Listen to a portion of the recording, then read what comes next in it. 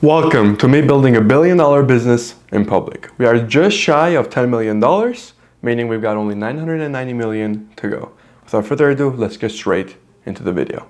So as always, let's get started with the daily updates. We're going to start with answering some basic Q&A in a form of comments. So if you have any questions whatsoever, you feel free to just ask me on the YouTube comments. Then we're going to get into the title of today's video, which is 3 high-ticket services you can sell as a developer. And last but not least, we're going to go into strategizing a little bit about the social media channels, both YouTube channels, and essentially seeing where we can go from there. Now, for those of you who don't know me, welcome. I'm Bago. Some of you might know me from my main channel, but if you're completely new to this one and the main, let me just give you a quick little rundown. Was a software engineer in a 9-to-5, quit, founded my own company, now helping other engineers do the exact same thing while also scaling mine to $1 billion. That's pretty much the gist of it. So without further ado, let's get started with the YouTube Q&A. Now, don't mind me if I take a little bit of coconut water breaks here. Been talking a lot today, so my throat is a little dry. Okay. So we have VSP once again. Yeah, I've been seeing you for like 3 or 4 days in a row, so appreciate that. What are some of the most important metrics to learn and keep track of for new software consultants? I'm guessing you're referring to the consultancy video there. It's a little ambiguous by what you mean, most important metrics for a new software consultant. But if I were to, I guess, think of one or a few, I would do probably CAC and LTV, to be honest with you. So this is going to be true for any business, but specifically for software consultants, this is going to be very important. And here is why. So CAC stands for customer acquisition cost. How much it costs you to acquire clients. Say I spend $50 on ads and I land one client, my CAC is $50. My LTV is the lifetime value of that specific client. So how much money did I get in a total time they were with me? This is usually pretty much estimated year to year, but for this example's sake, we're just going to do LTV as in the lifetime, actual lifetime value. So if my customer stays with me for 4 years, how much money do I get out of them in 4 years, right? So the reason why this specifically is important for consultants is because at the end of the day, consultants still sell their time. Now, this is why I don't just preach be a consultant. I say start with a consultancy and then get into a product-based business, or at least outsource yourself from the business, right? So you're selling somebody else's time. But at the beginning, you're going to have to sell your own time. But it is much higher rates, right? So it's not like $60 an hour. We're talking about a few $1,000s per hour, if not even more. The problem, as a result, the main metrics we want to focus on being CAC and LTV is because that ratio, right? So the LTV to your CAC. So let's assume my LTV is $5,000. And then my customer acquisition cost is, let's say, $50, right? If I do just simple math, I can find the ratio and I can find out that this is 100 to 1. So my LTV to CAC ratio is 100 to 1, meaning for every $1, I'm getting 100 out of it, right? That's essentially what this entails. So this, I would say, is the most important metric as a software consultant. Now, in general, you might say this is the most important metric for any business, but more so for a software consultant due to this essentially being capped based on your time. So as a result, the only way that you're going to be able to scale this, because if we're talking about vertical scale, right, and horizontal scale, so either doing more of what it is you're doing or just having multiple iterations in parallel to one another, right? The only way this is going to increase is as follows, this ratio. Either your CAC has to go down, right? Which most often than not, the CAC goes up, right? So when it comes to ads, the CAC will go up. The only time CAC will really go down is if, imagine this is a time graph and this is CAC. So it'll probably be something like that, but then it'll go back up until it reaches some other like specific portion, because you do essentially run out of individuals at one point in time. So most individuals won't live long enough to see this right near the end of it, but there are a limited amount of individuals you can sell to.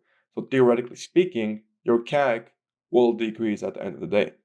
Your LTV, in order for you to increase it, since you are selling your time and there is a limited amount of time, specifically 24 hours per day, right?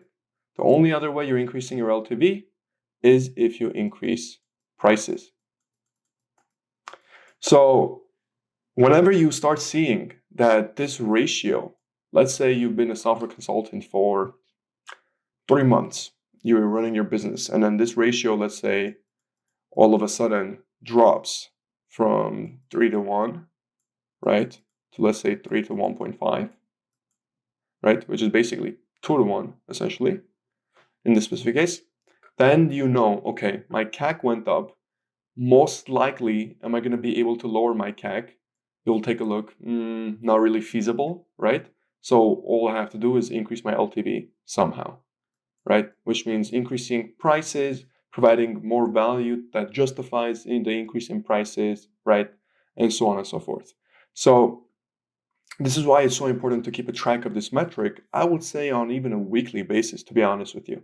Most often than not, what will happen is you'll have weeks go by, months go by, and this metric will crash to such a point where all of a sudden you're like, wait, what happened?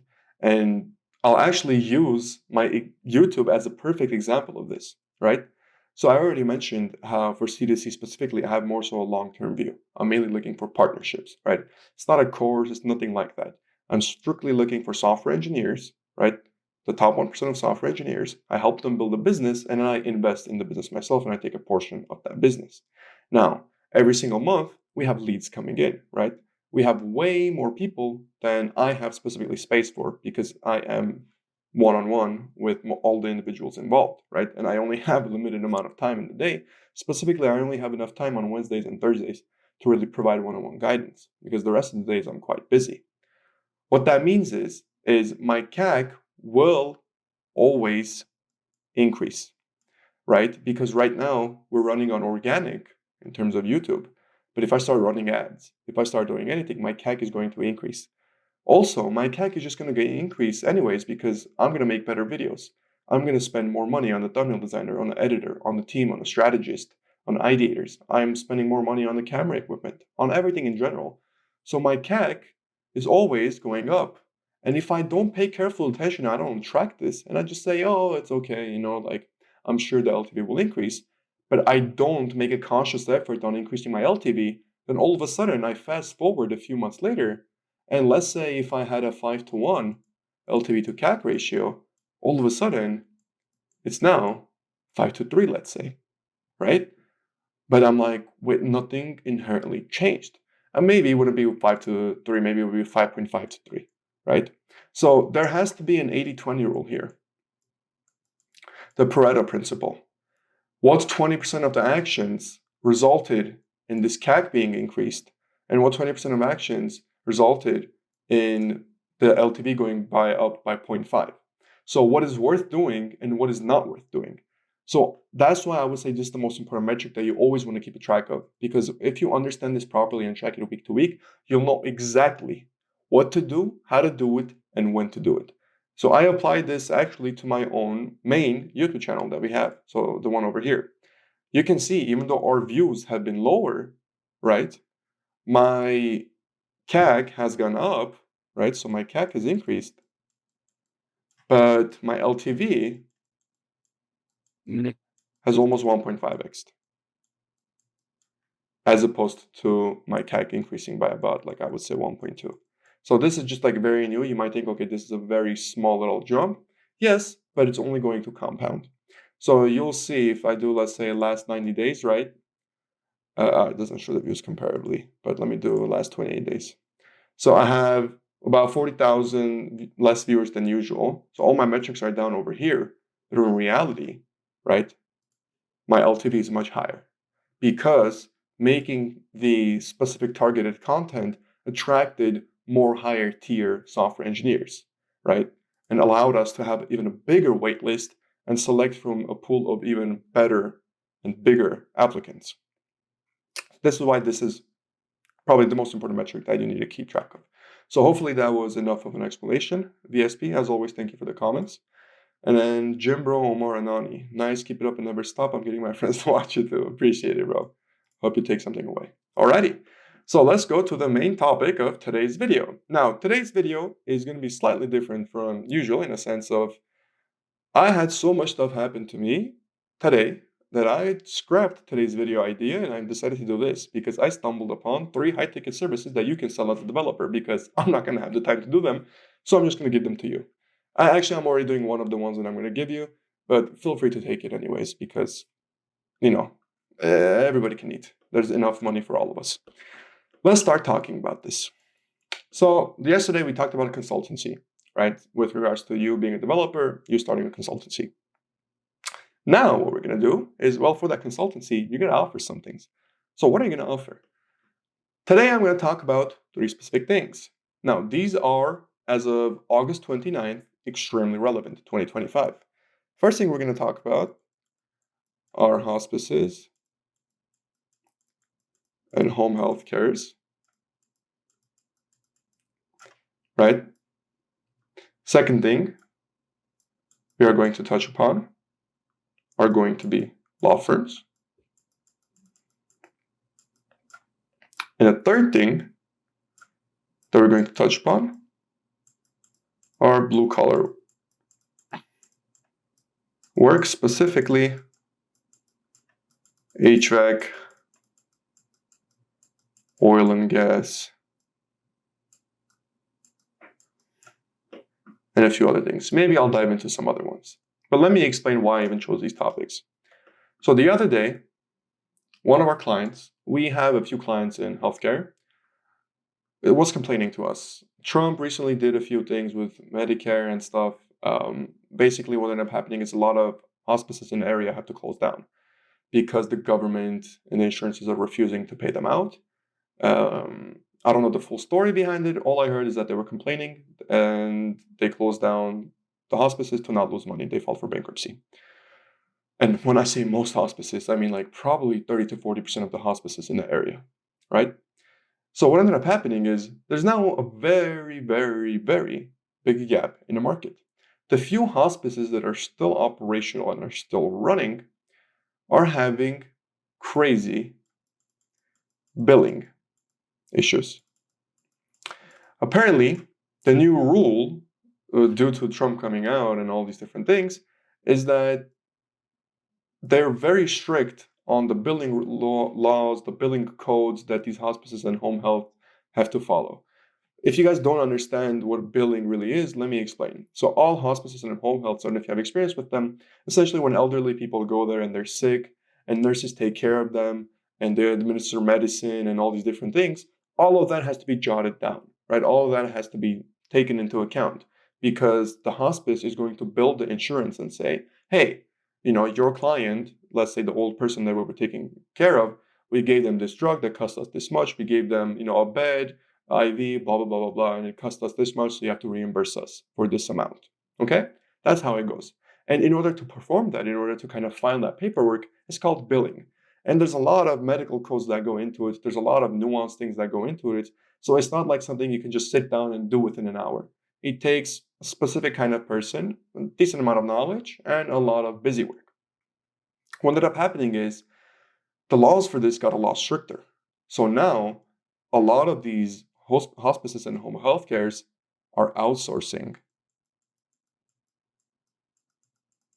their billing to specifically billing agencies, right? Essentially agencies in charge of providing billing services to these hospices and home healths. Usually they'll take a percentage of that. Say 1% of all the money that goes through, right? All the money that they have to bill out, the agency will take 1% of that as commission for doing the billing and filling out all the paperwork properly. Because keep in mind, if you fill out the paperwork properly, you actually get approved for the claim and you get the money. If you do it wrong, you can get denied for a couple of the treatments and things like that, okay? So it's very important you do it correctly and you do it properly and legally, of course. This is the opportunity for developers. Due to the strict now laws and regulations on these building issues, the building agencies themselves, okay, have to scramble to now come up with the best ways, the most efficient ways to do this billing. I took a look at this from under the hood. This is a very, very simple software. Now, you might be wondering, wow, a SaaS? Yes, a SaaS, and a very simple one at that. Essentially, all you have to do, any of you, if you are in a position where you know anybody in home health, in hospices, or in healthcare, talk to them, let them explain to you what billing looks like, all the codes and everything you need, and see how easy it would be to automate that with AI specifically. You can even go to and do Excel macros if you really want. But essentially, have a way to automate this such that you can very easily, within a few minutes, do the actual billing. And you would sell to these agencies. These agencies would pay you a commission to get your software. Okay? Now, this is just the SaaS variant. If you want, you can turn this into a service, even a high-ticket service, right? Pair that with some other type of offering. This is the first opportunity. So this is the first thing that you can pretty much sell. If you want to learn more about it, literally, you can just search it up. Or if you have anybody in the network, which is what I would recommend, if you have anybody in the healthcare space, I would recommend talk to them, let them explain to you these things. Next things, law firms. So this one is a little bit more applicable to everybody. Law firms have these things called paralegals. Now, a paralegal's job is basically to do all the research, all the paperwork, everything in their power to help the lawyers, right? Because the lawyers, they don't have the time to do all the research and everything themselves, all the busy work. So the paralegals are the ones that help them do it. They're kind of like the unsung heroes in the background, right? The lawyer comes in, does his job, but it's because of the research that the paralegal did and a lot of other things the paralegal did. So what we do is we replace the paralegals. Okay, now how do we replace the paralegals? Well, we replace the paralegals with AI. This is the exact niche that we're targeting at AB Analytics, at least one of the niches that we're targeting. And we have found from our own tests that as of this current moment, with the current AI technology that we have, I would say, let's say if you have a law firm with, say, 20 paralegals, very easily about 16 of them can be replaced. They can be replaced and the AI will outperform them in every single matter. Okay, and you're not going to have to pay the $35, $40 an hour that you're paying. So what's the problem here? Well, a lot. These paralegals, depending on what type of a law firm it is, changes what they have to do. For example, personal injury law firms, right? They have a bunch of paperwork to fill out. Some of this paperwork, right, is monetized, meaning the more of this type of paperwork they do, sort of similar to the billing that we have here, right, they can get paid for by either insurance companies, government themselves, depending on what type of law firm it is. Most of this is manual labor. Okay, this is done manually. At most, they'll have a few Excel macros. But even a simple N8N, make.com, and you don't even have to go a no-code route, honestly, just a simple Python, even automation, can completely, essentially wipe the entire work for the paralegals here. So what would end up happening is you can run a very lean law firm now with just one or two really good paralegals and use AI for the rest. Now, why am I stating this? A local law firm that does about $250 million in annual recurring revenue, the owner was complaining to me about the work of the paralegals and how they are very slow and how they are losing out on about $500,000 worth of opportunity cost because of how slow they are. But you can't quite fire them. You can't quite do that in California because first and foremost, they're going to sue you. And second, it is still within their job description. They're operating within the job description and they're still doing, it's just they're not going above and beyond. AI can do exactly that and even more, right? For way cheaper. So this is another opportunity. Look into specifically law firms and more specifically than that, into automating a lot of things in law firms. I'll tell you right now off the top of my head, if you have anybody in your network that's in healthcare or law, get them to have at least a 1 hour long conversation with you and tell them to tell you all the problems that they're having. I guarantee you, if you actually watch this video and take action, you will find at bare minimum 3 problems that you can solve right now. I'm not even talking about a SaaS or service on AI automation. It can be different problems that you can solve as a software developer right now. Now, next, I want to talk about blue collar work, specifically HVAC, oil and gas, and a few other things. Now, for those of you who are not familiar, there is this company called Service Titan. In fact, I can see their headquarters here in LA from my window. These guys are at about 8 billion, if I'm not mistaken, probably even more now. But if you don't know them, search them up. Very cool company, software specifically for blue collar people. HVAC, plumbing, electricians, right? All these guys. Very interesting idea. The two owners, the way they started off too is they wanted to help their father. I believe he was a plumber, so they created software for him. Turns out everybody wanted it, and it became an $8 billion company now. But not many people know about Service Titan, right? You guys probably haven't even heard of it. If you have, good job. But check it out, see what they're offering in the blue collar space. This is just one small portion. You might think, wow, 8 billion, that's already a pretty big portion of the market. I have seen so many opportunities, so many in, let's say, plumbing, recycling, septic, so septic wastes, right? In the septic, I don't know what you call it, septic industry, waste industry, no clue, right? And very nuanced power lines, like, right, electricity in general,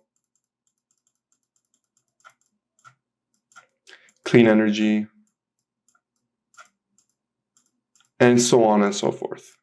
There are so many opportunities here. Not just, once again, from the perspective of, oh, you create a SaaS, you offer service, or you offer an AI automation. I mean, every single one. You'll be able to find at least one for each of those things that I listed. So not only can you come into this from a role of a consultant, consult them on something, you can come into this from the role of creating a SaaS for them. You can come into this from a role of creating an automation for them. So there's literally no excuse. Now, what specifically will you be doing? You can check out servicetitan.com to see, actually, let's just do it together. So you can see what they have. So just if you go on commercial, you'll see all the trades that they have things for. For example, let's do electrical. We're just talking about that, right? And let's take a look at what they are offering. So that understands the trades, proposal, service agreements, accounting, pricing, client portal, essentially a one-stop shop for all the software that they would ever need. You have commercial, construction, and residential. And you have all the software essentially empowering them to do their jobs properly. So this is just an example of what type of services you can offer. Keep in mind, there's a very good chance that the people around you, right, let's say the construction companies or the electrical companies, whatever the case, have not heard of this. You can take a look and see what these guys are doing and add your own twist to it or do something a little bit better. Oh, look, they even have septic. I'm pretty sure this is new because they didn't have this before. Yeah, I'm like 99% sure that they added this very recently because I don't remember this. So there you go. Just another already. Already they got into it, right? But once again, you have a lot of things to take a look at. So I don't want to hear, I don't know what to offer. There is a lot you can do. I already gave you fresh ones that I know for a fact August 29th. I can get into now and make money. I'm already making money off this one right here. Okay? You guys can get into this one. You guys can get into this one. You guys can get into this one. Whatever the case. Just look into something. Which one are you going to choose? Here's your advantage. Either the location that you're living in or people in your network that will be able to tell you or give you an advantage or an inside information into any one of these. Okay? I'm going to wrap that up here. Let's now go to strategizing. So last time we were talking about how our views haven't been too hot on the main channel. So we're getting, hourly views are not that crazy. We had so for reference, I can show you lifetime. In the very beginning, it was okay-ish. So I'm pretty good, not okay-ish. But this is how we had. So we're on the lower end over here. So from here, essentially starting on from here, right? You can see the views have gotten a lot lower, but our LTV has been higher. Interesting to see how that works. Not all viewers are created equal, right? That's exactly why I mentioned the CAC to LTV ratio, or I should say LTV to CAC ratio. Because if you take a look at the views, you might be like, oh, wow, this is bad. We're not, nothing's happening. But in reality, the LTV has been increasing, right? So make sure you pay attention to that metric. That's the most important one. Now, we've gotten about 37,500 subs from February 14th. February 14th? I don't think I posted back then, though. I think that's maybe when I made the channel, but I definitely didn't post back then. I don't remember. It's almost been, wow, we're coming up on 2 years very soon. We got to celebrate or something. But anyways, main channel still doing relatively well. Let's take a look at the content. One thing I am actually a little bit concerned about is the most recent video. Come on, internet, don't do this to me. Let's wait for it to load.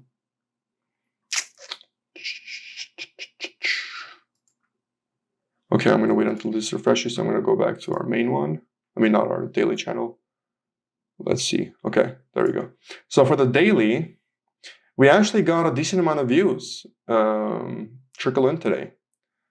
So I believe it was this video. Interestingly enough, when it first came out, yeah, there we go. We had a surge of viewers coming in. So we got a lot of impressions here. The click-through rate is very low, so that must mean the thumbnails aren't too good. Those have to be improved. But it looks like we're getting a decent amount of viewers in here. So this is actually really good. Of course, this is a new channel, so it's going to take a little bit to get up. And I'm not promoting this channel on the main channel just yet. I'm not going to, because I'm going to make a video proving that you can start something from scratch and still get it to somewhere else without using your big branding.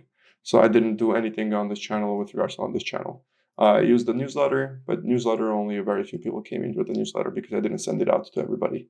I only sent it out to a very specific warm list of leads on the newsletter. Only those that really replied or interacted with the newsletter at some point in time. So without further ado, for the future, I'm going to keep this up. Let me know what other topics you guys might want to see, because right now I'm just going it day by day, and I'll be updating specifically what I'm going to be doing in the business very, very soon. Our email campaign I mentioned last time is going to finish soon, so I'm going to do a video on that, and we're going to start ads for the main business. So I'm going to do that as well, put it in real time. I don't know if I'm going to share the entire process because I don't want anybody ripping anything. Honestly, not too big of a concern really, because unless you're in LA, you're watching this, you're not going to be able to compete with me because I'm only targeting the LA market anyways. So, but yeah, that's pretty much it for today's video. Let me know if you have any questions whatsoever. As always, thank you so much for watching and have a good one.